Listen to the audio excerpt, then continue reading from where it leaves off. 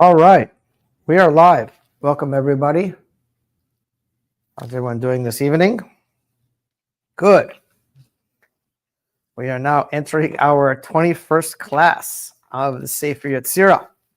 Exciting stuff. So let's hop right in. Got started a bit late. Let's see what's going on. We are now holding in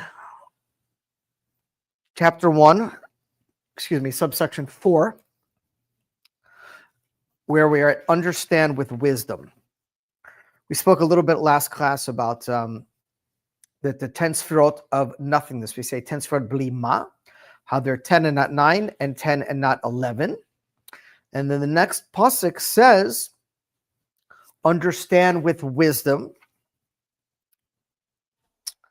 In the Hebrew, it is haven b'chachma, and then be wise with understanding. B'bina b'chon. And we're going to go into that right now.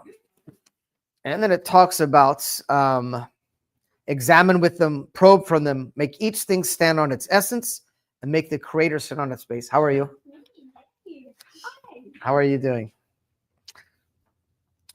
There's a paper there you can follow along. Okay, so now we're going to talk about this concept of understand with wisdom. As discussed earlier, page 39, understand with wisdom. It should be right. The first one. Yeah, I fixed it. It should be right there, no? Oh, it's the first one. Yeah. Mhm. Understand with wisdom. We know that Bina is understanding and wisdom is Chachma. And as it says, as discussed earlier, understanding Bina involves verbal thought, while wisdom, Chachma, is pure nonverbal thought. So what does that mean? It says understanding consists of the normal reverie, where the person thinks out things so as to understand and organize the thoughts. Wisdom, on the other hand, is pure thought. And in particular, it refers to a state of consciousness where the mind is not engaged in reverie. What does that mean? So basically, Chokhmah is what we say nonverbal thought, meaning a pure energy that gives us the capacity to think and to process information, but it hasn't actually formed into information yet. In other words, the wisdom is what we say in this context is pure light with no vessel, meaning it's the first entry of energy into the brain, where the energy is pure, and where we're given at that point an opening as to what we want to do with that energy, right? Bina consciousness or understanding is when we take that bit of light and we start mulling it over and figuring out where it's processing. This happens in a millisecond. So one of the ideas of meditation is to be able to enter into pure Chachma consciousness. We're able to breathe, and they teach you in meditation, and there's many different types of breathing and meditations, but when you're breathing, or when you're kind of clearing your mind, so as you breathe in, anytime there's any thought, there are some meditations where you specifically focus on letters, on visions, on sayings, on different voices or different noises that you repeat, certain in Kabbalistic meditation, you could take, one of the sefirot, one of the names of Hashem, and Far Eastern meditation, they have different ums and quiet, things to focus on. But the highest form of meditation is when you're able to clear your mind of all thoughts. And again, it's not an easy thing to do because you have to literally, so they teach you when you're trying to meditate, if a thought enters your mind, don't wrestle with it, don't fight with it, just breathe through it and let it melt away, And again, meditation's not easy. You start with 30 seconds, go up to a minute. I meditate for 10 minutes a day, almost every day of the week. I just did that before we came in here. And of course, the first thing you do when you close your eyes is you're bombarded with every thought that's going on in your brain or your mind, or what you experienced in the day, or what you have to do, or where you're going, or and you just breathe through it and just kind of let it melt away. And if you're able to get to that place where your head is clear, That's Chokhmah consciousness. Chokhmah consciousness means there's energy there, and that energy has the potential to go into a thought. Once it's in a thought, it's in a vessel. And once it's in a vessel, it's a very delicate vessel. We say that thought is the most delicate of all the vessels. And then after that, it comes to speech or writing, and then it comes to action or doing. And each one of those vessels becomes more material or more physical. But the purest idea behind a thought is Chokhmah consciousness, where there's literally, it's just pure energy. And there's a very powerful lesson to this, that we are in control of our thoughts. And we usually manifest in our lives where our thoughts are, right? So, like, there's a saying that, big people talk about ideas, small people talk about other people. Because if someone has a negative program in their mind, usually from self-judgment, and when someone is constantly judging themselves, automatically they judge others. So anytime there's an opportunity to talk about another person, it just automatically comes out. I don't think they have the intention of, let me sit down and gossip about someone all day long. But when you have that negative tape loop, so that's just one example, in your brain, you could think about big things. Like if you ever spoke or spent time with very big thinkers, people who have, open minds, people who create things, people who build things. I don't just mean physical things. I mean, whatever it may be, bring reality into existence than it existed before. It's because they're taking this Chokhmah consciousness, they're channeling it into the Bina consciousness, and they're looking at the world as it's a giant tapestry. It's a giant blank canvas that we are empowered to be God's co-creators, to do whatever we want to do on that canvas, right? There are people who want to build, there are people who want to destroy. There are people who work on doing good in the world. There's people on work on doing bad in the world. So wherever you channel your thoughts into, they envelop into this concept of what we say of an actual verbal thought, which is Bina. And then ultimately that will manifest itself into a reality if it's continued on that process. So as the Sefer Yetzirah says now, it is very difficult to experience pure nonverbal thoughts, right? That's kind of what we were just saying. As soon as a person attempts to clear his mind of thoughts, he immediately begins to think, now I'm not thinking of anything, right? We speak, it's constant. Exactly. So the second you say, stop thinking, I'm not thinking of anything, you're thinking of something, right? It's like people who say, well, I'm not going to make a decision because I just don't know which decision to do, so I'm not going to decide. Well, you made a decision. You chose, your decision is not to make a decision. It's still a decision. It's a mental game we play in ourselves that we think by not doing anything that we're, okay, so I'm not gonna decide. You just decided. It's the same idea. That's so relatable now. Huh? It sounds relatable. Of course, we all do it. Guilty of it. That's part of the human condition, right? But we have to. It's not that there's something wrong with it, but if we go through our life not making decisions because we're afraid of making the wrong decision, we're not going to get anywhere. It's not going to produce results, right?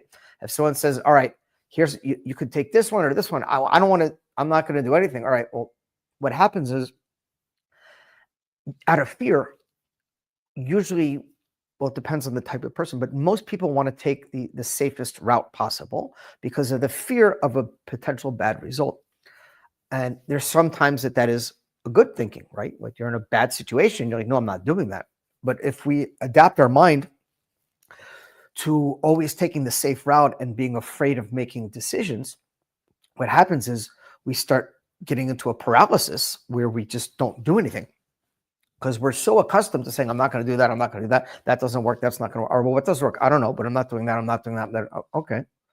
It's like, okay, what do you want to do? Well, I don't want that job. I don't want that job. All right, so what are you going to do? I don't know, but I don't want any one of those jobs. Someone sends, I need work, right? We have guys all the time. They say, I need work. We offer them jobs. I don't want that job. Okay. How about this job? I don't want that job. How about this one? Nope, that's not for me. Well, what is for you? I don't know, but I don't want to take any of those. Okay. And then they have no job and they have no money and they can't do anything. And they complain, I don't have any money because I'm not working. Well, we're offering you jobs. I don't like any of those jobs. Okay. So it creates this perpetual stage of not movement and not growth. the difference in a successful person and a non-successful person, and I don't mean that in a financial term, I mean in how and ever you want to plug that in, is that successful people get used to failing. Non-successful people are afraid of failing. So a non-successful person in any arena, it doesn't have to be money, it could be relationships, it can be in sports, it can be in any, fill in the blank. They try something, it doesn't work, they feel rejected, they feel like a failure, and they say, I'm not going to do it anymore. Most people have that experience. The goal is to get beyond that experience and say, yeah, okay, I tried, it didn't work, so let me try again. It didn't work, let me try again.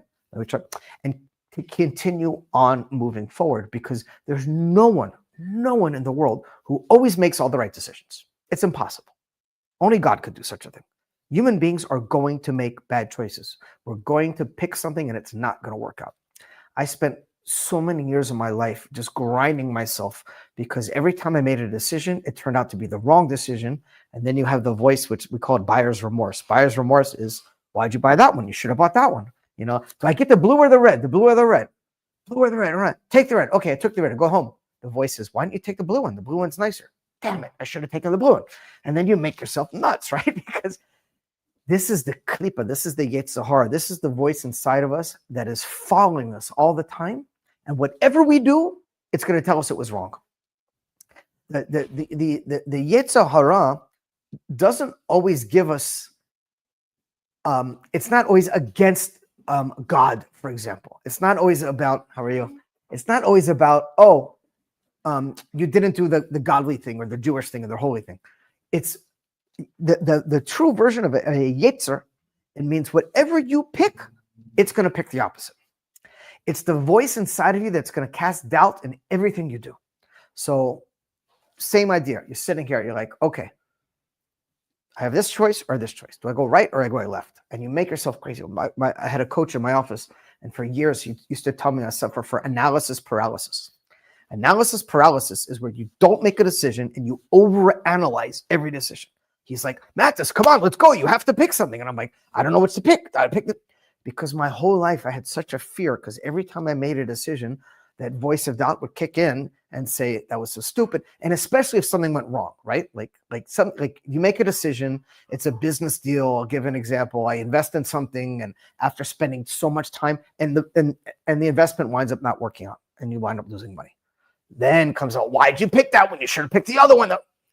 It's maddening. It's because there's no reality to it. Ultimately, God's going to give the result, whatever the case may be. But we have to make decisions, and we have to continue to move on. So otherwise, we get stuck in this analysis paralysis loop, where every single thing becomes a whole major. Do I pick this? Do I pick this? Do I not pick this? Do I not pick this? And we make ourselves crazy. And then if we finally muster up the courage to pick one choice, we pick it, and then guaranteed that voice will pop in the head and be like, that was a bad decision. Why'd you make that one? And the second that energy comes in, it'll manifest in the world. So then you'll talk to someone and they'll be like, oh, why'd you pick that one? You should have picked the other one. See, I knew it. I know I should have picked the other one. Because that's when that plugs into our brain, what happens is we manifest that energy in the world, and that energy starts following us. So, of course, but it's not even real, because even hindsight, what says if we would have picked the other option, that voice wouldn't have came in and said, you should have picked that. Because that's what a yetzer does. A yetzer, you say, I'm going right, and the yetzer says, why don't you go left? You say, I'm calling this person to go to lunch. The yetzer says, you should have called the other person. It's a confusion. It's doubt. This is the seed of klipa is doubt. And it's not just doubt about God. It's doubt about everything you do. And the more we give into that voice of doubt, the harder life becomes, because it gets harder to make decisions. And they always seem to be, at least for me, that for years, whatever I decided seemed like it was the wrong decision. It took me a lot of therapy, of work, of working on myself to get to the point where I say, that's the decision I made, and whatever the result is the result. I'm not going to eat my kishkas, we say over, right? That's what we do as Jews. We grind ourselves out if things don't go the right way. What's that quote about something being the removal doubt? Like there's no pleasure like it? I have it in my office over here. It's a quote from the Gemara. I have it printed on my wall in a giant frame, and says, "There's no greater joy than the resolution of doubt." Yeah. It is, because being in a state of uncertainty is worse than picking a wrong decision. Because pick it, and this is what I'm just talking from my own self-experiences. The things I share with you all, it's not coming from from a teacher who's reading a book. It's from life experiences. And this is when I really started to grow as a person, when I just started making decisions and just moving ahead, and not, okay, if it was a wrong decision, so be it. They say, especially when you're in a leadership position. I have a busy law firm, and I have to constantly make decisions. Sometimes they're right, sometimes they're wrong. But you have to be able to make a decision and continue to move ahead. Yeah, what was it you said? Wait, you're talking about the thoughts. Right. And you saw that when you meditate, but you want to get to a point that you don't think. Correct. It's not possible. Huh? It is. How? You said that even when I'm saying to myself, I'm not thinking, it's a thought. Right. So this is what it says. Now I am not thinking of anything. Now you're thinking. So the state of wisdom, or chokhmah, consciousness, is one of pure nonverbal thought, which is very difficult to attain. We're going to talk about it now. Because you don't, wisdom, chokhmah consciousness isn't when you say to yourself, I'm not thinking. You're not saying I'm not thinking. The second a thought comes into your brain, you're letting it melt away and just breathing through it, right? It's like when I go into the cold plunge. I go into my cold plunge and it's freezing, and my body goes into flight mode and wants to just get out of there. And it's saying, it's so cold, it's cold. And you start hyperventilating, and then you got to breathe through it. And you have to go to a deep place inside of you where you're feeling warm in your heart, and you're just breathing, and you're trying to separate your mind from the cold. It's not a simple procedure. And I'm not saying I'm Wim Hof, where I can go in my underwear in the middle of Antarctica at minus 40 degrees. But your brain can really train your mind to do anything. So it's the same idea. When the thought comes in, you're not like, I'm not saying I'm not cold. You just try not to think about the cold, right? It's like you're just trying to breathe through the noise. In the stream of thoughts, what's there in the meantime when you don't think? Nothing. That's the goal. Nothing. The goal is to reach a state where there's. So it can be done, but you have to do bite-sized pieces, right? In other words, you start from small steps. Small steps. I know how you operate, and if you do it and it doesn't work, you can see, I tried, it doesn't work. Oh, Baruch Hashem. In other words, you can't be discouraged if you can go for 3 seconds or 5 seconds without thinking. It's a big accomplishment, right? We got to celebrate our small wins. 10 seconds, 20 seconds, and you just keep pushing it. It's like memorizing something about peh. You don't sit down and learn a whole mimer about that. You do 1 word, 2 words, 3 words. These are baby steps. These are baby steps, because all day long there's noise going through our head. All the time, whether we realize it or not, we're sitting down.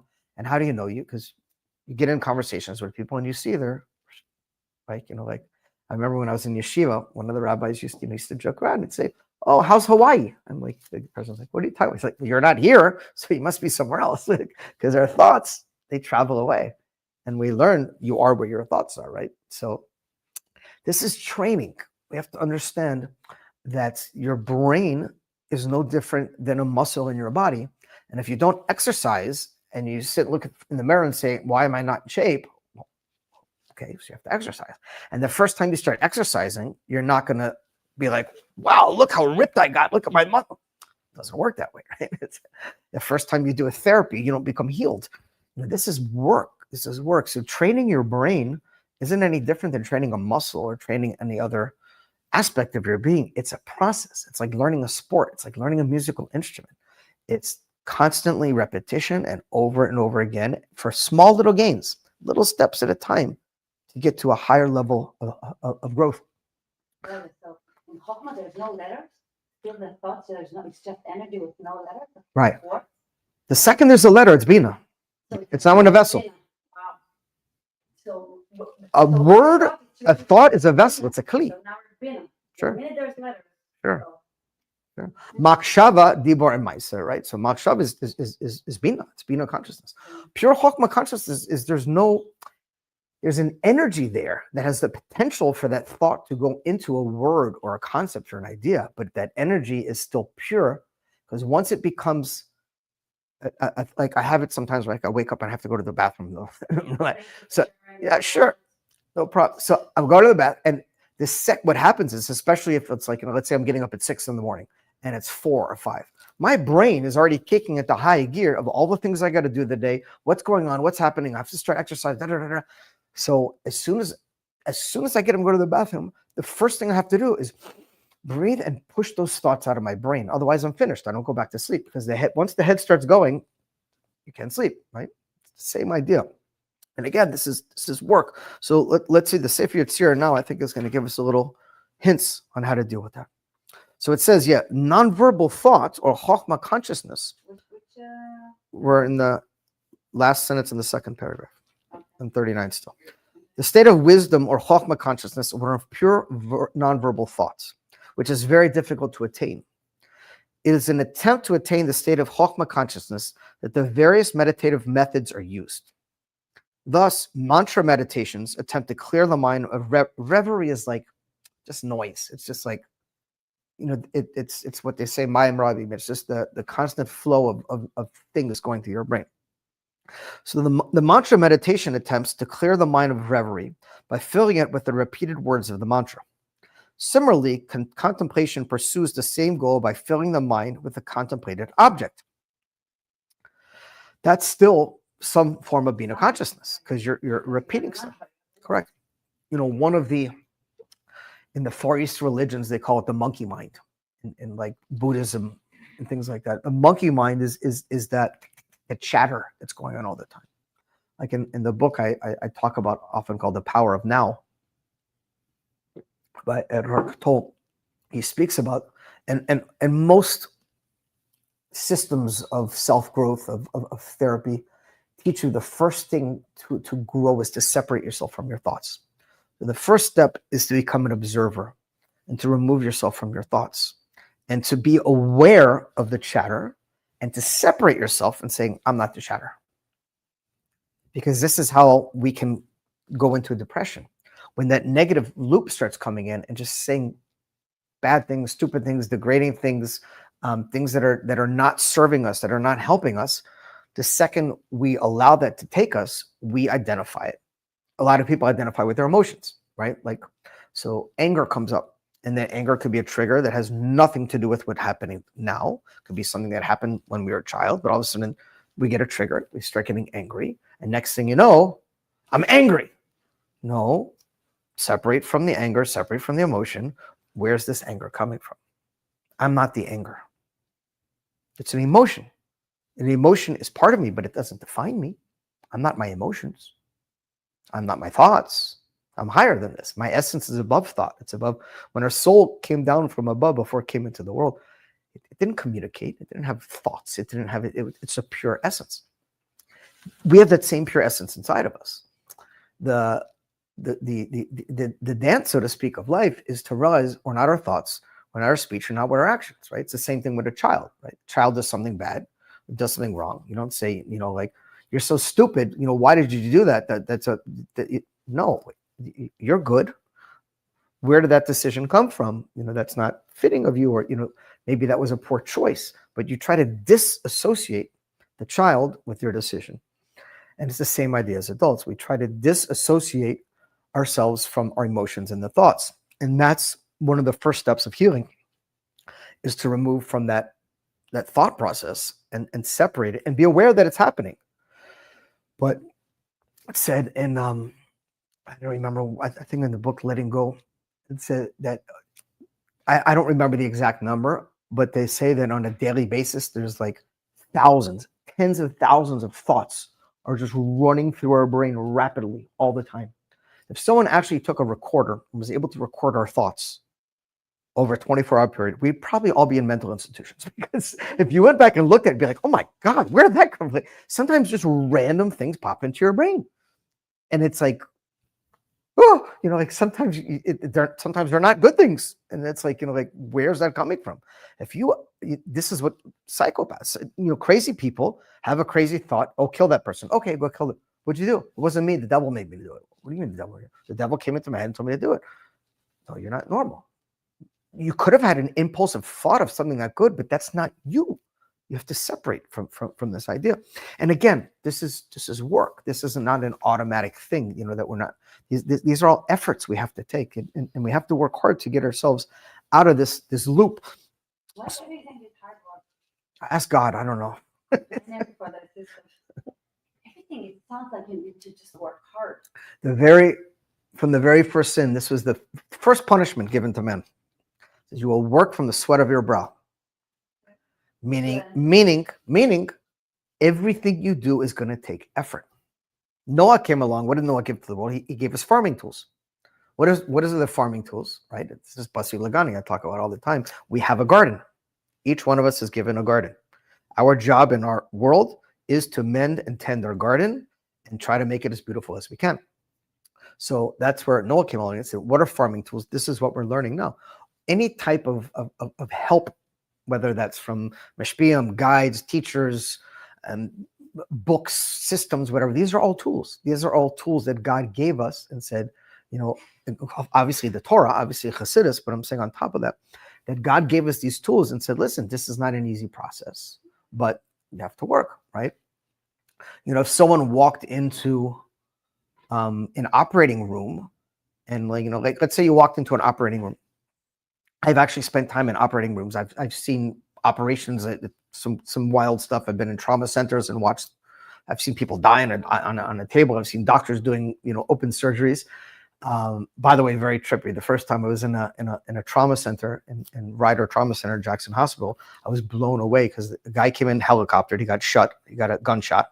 And I'm sitting there as an observer, and you have all these doctors in the trauma room, and they're opening this guy up, and they're literally trying to save the guy's life. And they've got AC/DC blasting, rock music, Back in Black. And they're like, hey, catch it. And they're throwing the instruments over their head. And I'm like, what is going on? I'm shaking in my boots because they're operating and trying to save someone's life. How are you? And they're making jokes, and they're throwing the instruments over their head. They're playing rock music, and I was like, oh my God, you would never. And then you see this surgeon afterwards, and he's all refined, and yes, how are you doing today? And I'm like, the guy's a total joker in the operating room. Why were you observing? It's a whole different, because I was in as an attorney, I used to do personal injury work, and we had people in the hospitals that we were friendly with that when someone got injured really bad, they would recommend us as attorneys. So we got invited one time to kind of, yeah. Yes. No, I thought it was. I wouldn't go now at the time. I thought it was really cool. But the reason I bring it up is, let's say you walked into an operating room and someone handed you some a scalpel and some tools and said, "We want you to perform a brain surgery on this person." How comfortable would you be, right? But if you went to school your whole life to study brain surgery and learn the tools to become a brain surgeon, and then you've done surgeries and they get you feel very comfortable. These people felt very comfortable in that setting because that's what they do. What is the difference in us and them? They learned how to do this, right? So if we look at someone who's in great shape and we're like, oh, wow, I wish it was like that. Well, they spend a lot of time in the gym to get that way. We look at someone who has control over their mental faculties, who can meditate and separate from their thoughts. I wish I could do it. You can, but it takes effort to learn. That's how the life is set up. It's whatever you want to achieve. And usually the bigger the result, the more work you have to put into it. So to get to a place where you can master your thoughts and control your mind and be aware of what's going on, that takes a lot of self-work and refinement and constant work on yourself. This isn't you wake up tomorrow and say, okay, I got it now. It's like healing. It's like therapy, right? That you're just taking off layers and layers and layers, but it's all attainable. It's 100% attainable for all of us, but you got to be willing to put in the work. And if you're not willing to put in the work, okay, so but the result is you're not going to get the result that you're looking for. Life is complicated. It's not easy, but the formula is not that complex. The formula is pretty simple. You get out what you put in anything. The amount of effort you put into any type of task usually will be the gauge of the kind of result you get. Yeah, there are people who get lucky. Most people get lucky, work really hard. The people I know who are lucky bust their butt to get lucky, right? You know what the Hebrew word for luck is, right? Excuse me. Mazel. Very good. You're doing good tonight. What is mazel? It's 3 letters. Mem, Zayin, Lamed. Lamed. Very good. What is Mem? Is Makom. Zayin is Zman. Lamed is Lasot.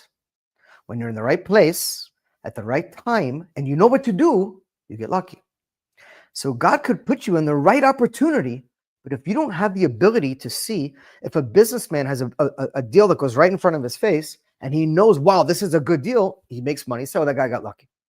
You could take 10 other business people who haven't learned what to do in that situation. It goes right by their nose. They have no idea. Oh, they didn't get lucky. No, that person worked to be prepared to how to handle that situation. So it's the same idea in life. We look often at others, what they have, what they've accomplished, and it's hard, it's challenging. We're always measuring ourselves against other people, but the reality of it is that people who reach higher levels in any field of life is because they work very hard. They work very hard. So these tools, again, they're doable, but it has to start with a ratzon. It has to start with, I want to get there. I don't want my thoughts to control me. I want to start being aware of my thoughts. I want to start being able to control my thoughts and get to a calmer place inside. And if that becomes a real want and a real goal, then you could put steps in place to make it happen.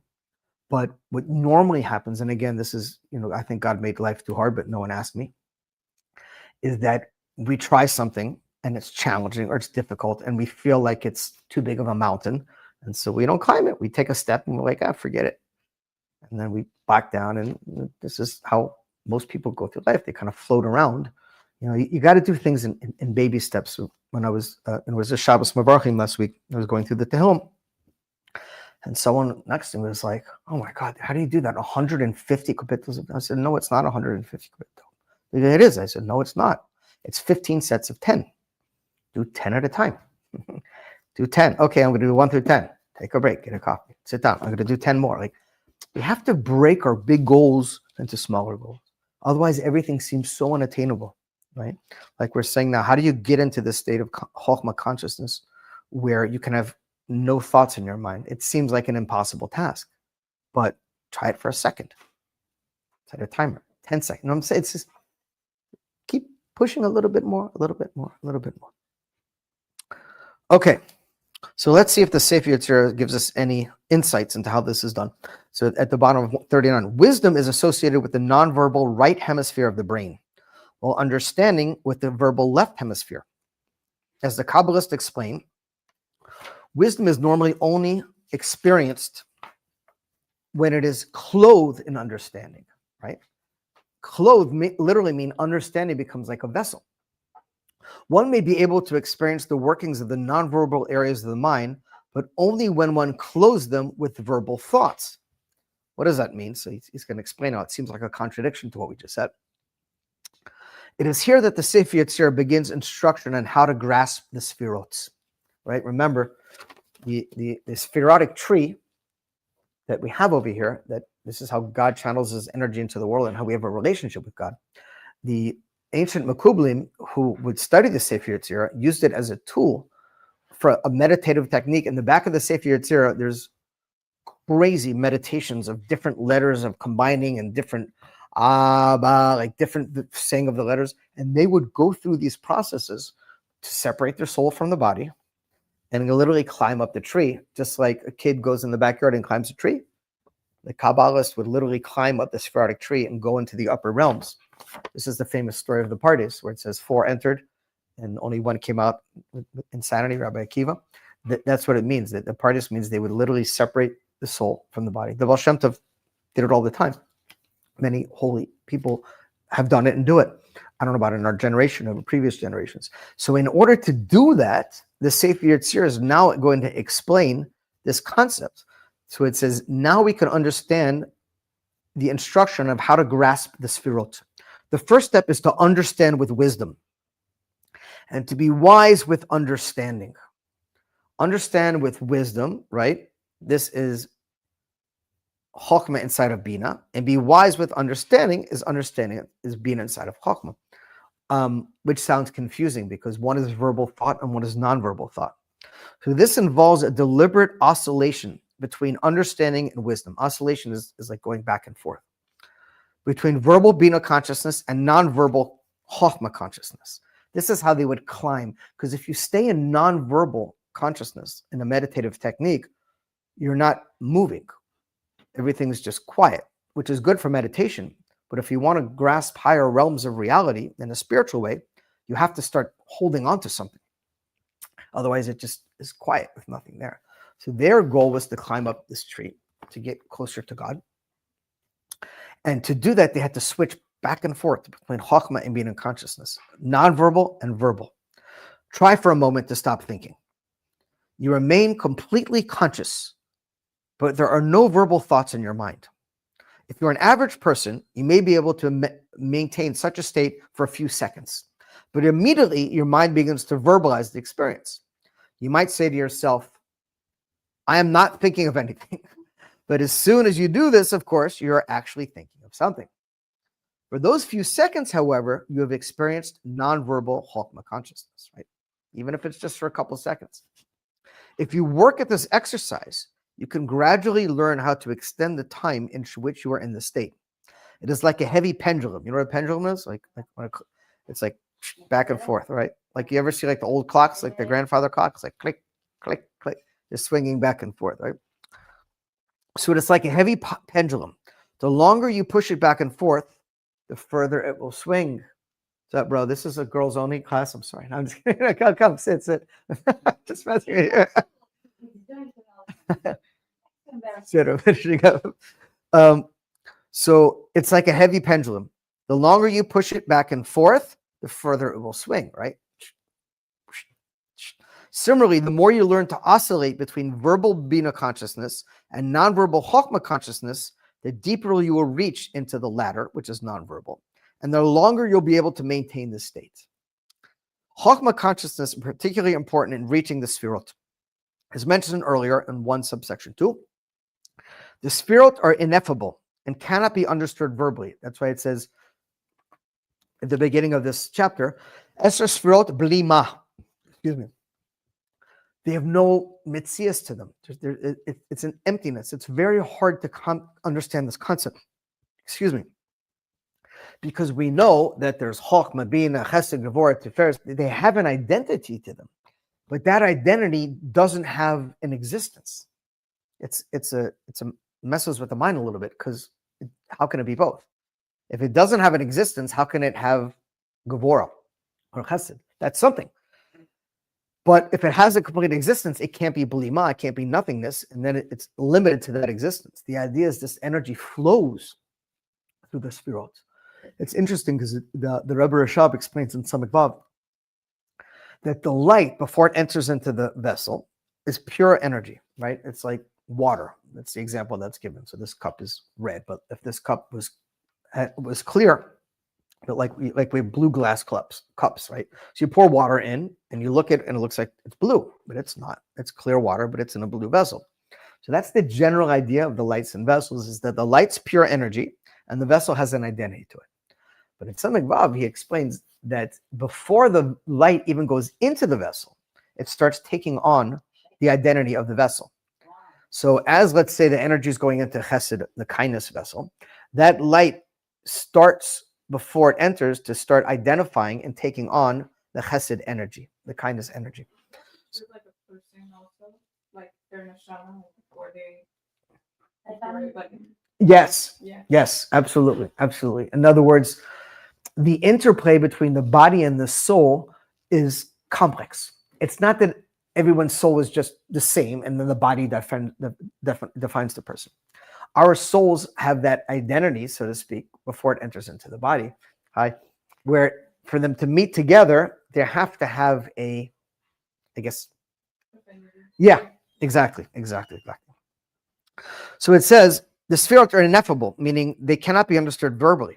As the Sefer Yetzirah itself says, they must be reached by paths of wisdom. That is, through the paths of nonverbal Chokhmah consciousness. So in order for this energy to grow or flow, in other words, just for us in our day-to-day lives, what we're looking to do is we're looking for this pure energy to come inside of us. And once that pure energy comes inside of us, to realize what we want to do with that energy and to be able to manifest that energy in a particular direction. Where we have that interplay where, because the energy can't stay, the pure Chokhmah energy or pure nonverbal consciousness is kind of like a flame. It's spiritual. There's nothing to it. If that flame is not attached to a candle or a wick or a coal or something, it's going to extinguish. It has to have something to grasp onto. So what we want to do is we want that energy to come down in a pure way. In other words, to be a proper makabel of, let's say you're sitting in a class, it's much easier talking to girls, because when you're talking to guys, they're already challenging you before your words are out of your mouth over what you're saying is incorrect. In other words, they're not allowing the energy to come and then figure out what to do with it. Because a man by nature is a mashpia, they're giving out. So what we really want to do is to be in a state of receivers, to be able to take this energy as it comes in a pure way, because the reality of it is God is speaking to all of us all the time. It says it's in a still, soft voice. He's not screaming. Sometimes he does in his own way, but usually it's a very gentle energy. And if we're in tune with it, this is what we say is our gut. Our gut is likened to Chokhmah consciousness, right? Before we got in, I don't want to get too deep into Kabbalistic conversations, but before we got into the four worlds in the Esser Sefirot, you have what's called as Aleph, Mem, and Shin, which is the primordial energies that gave birth to Yud Kei Vav Kei. So Chokhmah consciousness, which is Mem, is the belly. That's why our belly is where our gut is, right? What a gut feeling is. So what we want to be able to do is to channel this gut feeling, this pure energy, and be aware this pure energy is coming, and be sensitive to it, and then use our faculties to kind of grab onto it and partner with the energy God's giving us to use it in a positive way. What usually happens is that a fear, preconceived concepts, whatever stuff is stuck inside of us, that energy comes in high, and instead of allowing it to flow, we reject it because we may not like the message it's giving us. We may not want that message. We may not hear it. We may be afraid of it, whatever. So in a split second, our brain kicks in and pushes it away, and we convince ourselves it's something else, right? People hear what they want to hear, not really what's coming. But the goal is to kind of pair up those energies with ourselves so it becomes a partnership. So we can use that energy in a positive way. That's my cue. I'll stop from now. Enjoy. See you next week. Bye. Sure. Appreciate it.